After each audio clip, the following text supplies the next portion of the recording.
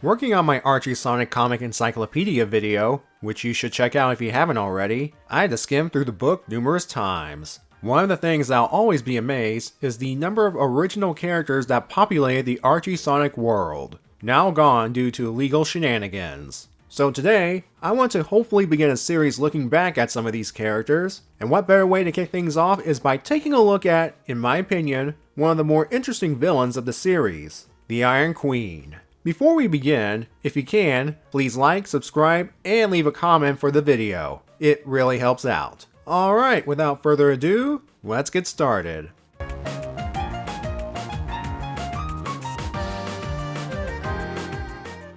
The Iron Queen made her debut in issue 60 of the series. During that period, Robotnik was dead, and Sonic and Tails were traveling the world to hunt down the evil elemental wizard, Ixis Naugus. One of their stops was the Dragon Kingdom, where they witnessed a mountain on fire, the result of the Iron Queen using her magic to punish a village for not submitting to her husband, the Iron King's, rule. Only the powerful fan of Fang Xing could put out the flames. As Sonic and Tails went to get the fan, they're attacked by a brainwashed Monkey Khan, a character Sonic previously encountered, courtesy of the Iron Queen. Right off the bat, this establishes how powerful she can be to her enemies. However, the only reason she could do these things, or at the very least to this extreme, is due to her staff containing power rings, as Tails found out after destroying it. Even without her staff, she was still powerful enough to try and stop the heroes from putting out the flames on the mountain, to no avail. Upon defeat, the Iron Queen retreated, vowing revenge. If I were to guess, chances are she wouldn't withstand the fan's power, as earlier it blasted the strong Iron King straight out of his fortress. The writer of this story, Frank Strom, also wrote the main story of issue 55, which introduced Monkey Khan, who by the way was a failed Robotnik experiment to create cyborgs. Strom clearly took inspiration from the novel Journey to the West, specifically Sun Wukong, or the Monkey King. Issue 60 likewise took inspiration from that novel, with the Iron King being based on the Oxbull King, and the Iron Queen being based off his wife, Princess Ironfan. Now in Journey to the West, Princess Ironfan made villagers live near a flaming mountain in order to force them to pay tribute to her. The conflict between her and Sun Wukong revolves around the latter wanting to borrow the former's fan so he can put out the flames in order to continue his journey. This feels kind of familiar, doesn't it? Going back to the Iron Queen, based on this issue, it appears that she's the brains of the operation, and more of the main villain. Don't get me wrong, the Iron King is a powerhouse, but once the heroes got a hold of that magic fan, the fight was over. Whereas the Iron Queen served as the final obstacle before the heroes succeeded in their task. Also, notice their appearance. Within the context of the Archie Sonic world, this is a weird pairing as the Iron King is a Mobian ox, and the Iron Queen appears to be a human. Someone actually pointed this out in the fan letters section in a future issue, and the response was, the Iron Queen was a Mobian badger. So Mobian badgers apparently look like humans that overdid their eyeshadow. Nice try, guys. Another thing to quickly point out is the way the Queen laughs. It gives off a witchy vibe, which I guess is the point. She is technically a witch. This will be a constant trait throughout her appearances. There were plans to bring back the Iron Queen with writer Carl Bollers, revealing that she would be involved in an intense battle with other villains for control of a magical object known as the Master Geode. Those plans never came to fruition when Carl left the book. Eventually, she would return to the series courtesy of writer Ian Flynn, with a bit of reimagining. In the lead up to the series' 200th issue, Ian Flynn built up the Iron Queen's return in a spectacular fashion. Snively, Robotnik's nephew, had become tired of being a lackey and wanted to seize power for himself. Problem is, Eggman's always watching, and he doesn't have any support. On a routine checkup of the Empire's sub-bosses, he began chatting up with user DKARF. Both of them hit it off over how it's awful working for the Big Egg, and how their respective resistances are whittling them down. DKARF then proposed coming over to Snively's location to take control of things after tidying up some loose ends. Something Snively's on board for. At the time of the issue's release, People were speculating on who DKARF was. In hindsight, the clue was how the usernames were presented. Snively's was NMASR. Translation: New Megaopolis Area, Snively Robotnik. New Megaopolis was the heart of the Empire at this time. That meant DKA would stand for Dragon Kingdom Area. If you look at the map, DK, or Dragon Kingdom, falls around the Mobius equivalent of Asia. Makes sense because Mobius, thousands of years ago, was Earth. Anyway, that left RF. Based on the issues leading up to 200, with Snively mentioning her, and the shadowy figure on one of the covers, people figured out it was indeed the Iron Queen. And the RF is later to be revealed as her real name, Regina Ferrum. These are real Latin words that, when translated, mean Queen and Iron. At the end of issue 200, Regina and Snively successfully pulled off their coup and took over the Empire. Made possible because at that point, Eggman's obsession with destroying Sonic reached new extremes. So much that when he lost to Sonic again, it broke his brain. A big mistake on the hero's end was not capturing the defeated foes when they had the chance. A mistake they'll later pay for. Back to the Iron Queen's reintroduction. Her appearance remains relatively the same, with the few differences being first, she is in fact a human. Well, technically an overlander, but they closely resemble humans, they might as well be human. The second difference is that now she wears technologically based cuffs on her wrists and ankles, and her staff appears to have that same technology. I see she still has her long green hair. I didn't comment on this earlier because I honestly forgot about it. The Iron Queen has some massive hair. I wonder how she combs it. The length will depend on the artist, but with the exception of her appearance in issue 202, it will never be as long as it was in issue 60. Finally, she's brought an army. I'm not just talking about the returning Iron King, she has an army of Bat Ninjas called the Yagyu clan at her command, along with another lieutenant called the Bride of the Conquering Storm. We'll get into the bride business a little later. For the next 12 issues of the main series, and in a way 4 issues of the spin-off book Sonic Universe, the Iron Queen would serve as the main villain. In fact, her tenure was so long, she was briefly mentioned in an unrelated story arc set during this time.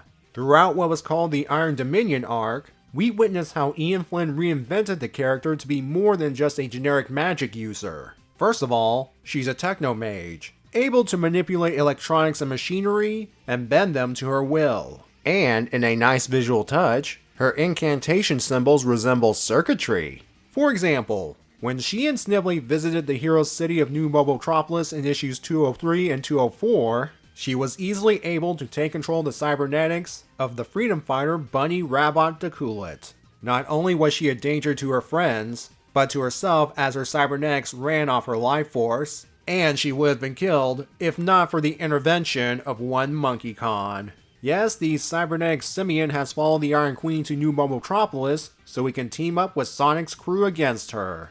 But he proved to be a problem when the Iron Queen got a hold of him again. Though it took the removal of his Power Ring crown to gain full control of him again, unlike in issue 60. He required another Power Ring to break free, by the way. My theory here is the Iron Queen is embracing her Magitek side more, as evidenced by her cuffs and staff, and without Power Rings to enhance her staff, she had to work a little harder to control Khan.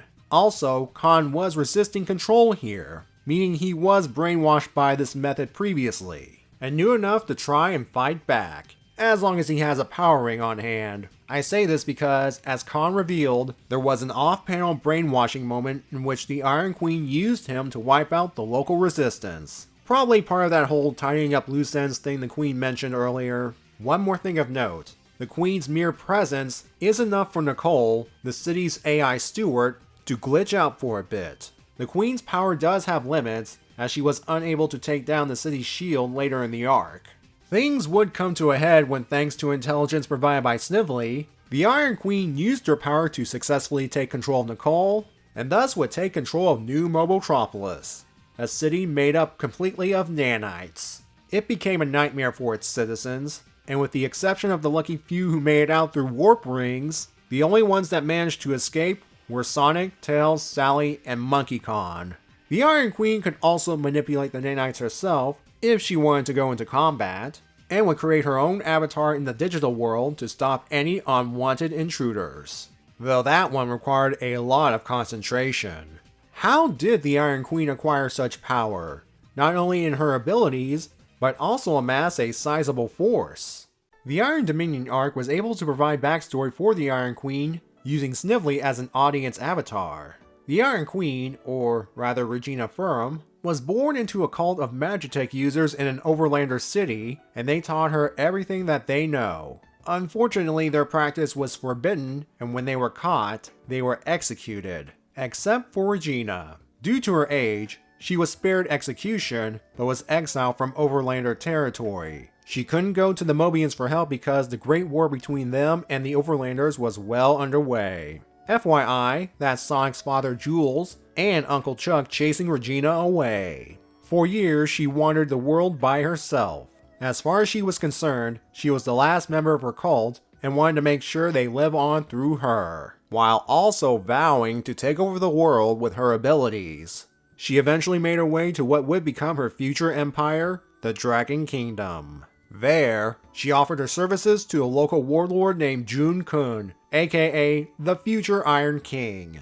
Trying to establish themselves was rough given all the rival factions. There were plenty of ancient machinery for Regina to revive, but the rivals were brutal. They needed an advantage, and it just so happens one would come in the form of Robotnik. He just successfully completed his coup on old Mobotropolis and was wanting to spread his influence around the world. Regina managed to convince him to sponsor her and Jun Kun, and they would act as his enforcers in the Dragon Kingdom. Thus, they became the Iron Queen and the Iron King. Even with Robotnik's backing, their rivals, especially the ninja clans, were still too much. So Regina proposed a new strategy: win the allegiance of one of these rival clans. She tried bribing the leader of the Yagyu clan, the Bride of the Rich Knights, to join up with her, or at the very least, have him back off. But the bride refused. So the Iron Queen went with Plan B. Have the Iron King kill the Bride of the Rich Knights, though the Queen would take the credit. With the Yagyu ninja now under her command, she ordered them to aid different ninja factions during certain battles, sowing discord as to who's actually aligned with who. And after hearing what happened to Rich Knights, the remaining 3 brides pledged their allegiance to the Iron Queen, and thus was given the title, the Bride of the Four Houses. Not long after, she planned with Snively to take over the Eggman Empire, and you know the rest. A brief side note, Espio was a member of one of these ninja clans, the Shinobi clan, made up entirely of chameleons, and was forced to serve the Iron Queen for a time. Here's some interesting things to take away from this backstory. First of all, the Iron King and the Iron Queen are just partners who wanted power. There is no romance involved with these two. Besides, the Queen has her eye on someone else. More on that later. Second, this retroactively makes them Robotnik's sub-bosses back in issue 60, though it's only for his resources if nothing else. So how does issue 60 fit into all of this? As I said earlier, it was set after Robotnik's death, and during that period, before Eggman arrived to reestablish control, some sub-bosses were still doing their thing. That included the Iron King and the Iron Queen. Where does this leave the Mount Stormtop incident if the Queen is a techno-mage? Ian Flynn once said he would explain how it works, but for obvious reasons, that never happened. So we're gonna have to speculate. While magic does exist in Sonic's world, and the Iron Queen might have used it in the form of rings to enhance her own power, my theory is Mount Stormtop is covered with the ancient technology that made it burn in the first place, and the Queen used her powers to activate it. When Sonic used the magic fan, it damaged the devices to make them unusable. I mean, hey, again, the fan was able to blast the mighty Iron King a great distance away. So I think it's possible. Even though the series never states it, the events of issue 60 could easily fit in between the two establishing their Iron titles and the Queen becoming the Bride of the Four Houses. And the Mount Stormtop incident was just another footnote on Regina's rise to power. But eventually for her, everything has to come crashing down. Like many villains, the Iron Queen doesn't take losing well. This is most notable during the Iron Dominion arc, as she suffered her first defeat when the hero successfully recovered the insane Eggman. To rub salt into the wound, she was mocked by her previous victims from behind the safety of the city's shield. Her second defeat was when the Iron King failed to destroy the generator powering the shield. So really it was a defeat by proxy. Still, she didn't take it well. Now, I don't know why the artist decided to draw her like this. I guess it was a way to show the stress was getting to her. Although she was able to finally take control of the city by hacking into Nicole, that victory would eventually be undone. First, Nicole was freed from her brainwashing thanks to Sally, but continued to act as a double agent while Sonic, Sally, Tails, and Monkey Kong head over to the Dragon Kingdom to dismantle the Queen's armies. Even if the Iron Queen were to lose at this moment, she could bring in reinforcements from her territory. The four heroes made sure that wouldn't happen by convincing each of the clan leaders to break away from the Iron Queen, with the added bonus of Espio rejoining the heroes. With her power base broken, they returned to New Mobotropolis to take back the city. The Yagyu ninja present left when told about what happened in the Dragon Kingdom. They're at least honor-bound enough to follow agreements. The only ones left are Eggman's foot soldiers, the Dark Egg Legion, and they don't stick around long anyway. Earlier in the arc, the Iron Queen gifted the Legion a set of chips that would block the signal to set off explosives Eggman installed in their cybernetics. The chips had a secondary feature she didn't tell the DEL about. They would allow the Iron Queen to take control of them with her powers. Their leader Dimitri figured this out and modified one of the chips so that the user cannot be affected by the brainwashing. His treacherous descendant Linda, upon learning that the modded chip could also allow the user to take direct control of the Legion, decided to dispose of Dimitri, take the modified chip as her own, and got herself promoted to the leader of the DEL. During the climax, Linda used the chaos to take control of her forces with the modified chip, which surprised the Iron Queen. But that didn't stop the Queen from using her powers to directly activate Linda's bombs. The DEL regained control, gathered Linda's remains, and retreated. Linda survived, if you're wondering, and was rebuilt thanks to Eggman. Speaking of, as things were falling apart, Snively panicked and ran straight back to the doctor. He managed to regain his sanity by this point. The two would make their getaway in the chaos. The Iron King, strong as he might be, was defeated the same way he was previously, by being blasted away by the fan of Fen Xing. This time, with no sign of returning. With no more allies, the Iron Queen used the nanites to form a dragon to fight and escape, but Sonic ended her reign right then and there. And so the Iron Dominion was no more. Regina was arrested, and the old status quo would slowly re-establish itself for a time. However, she unknowingly caused lasting damage that would impact things until the comic got rebooted. The Iron Queen's invasion of New Mobotropolis left a lot of scars on its citizens. For the first time, they realized that Nicole, the benevolent AI that protects the city, could become dangerous if she was hacked by evil forces.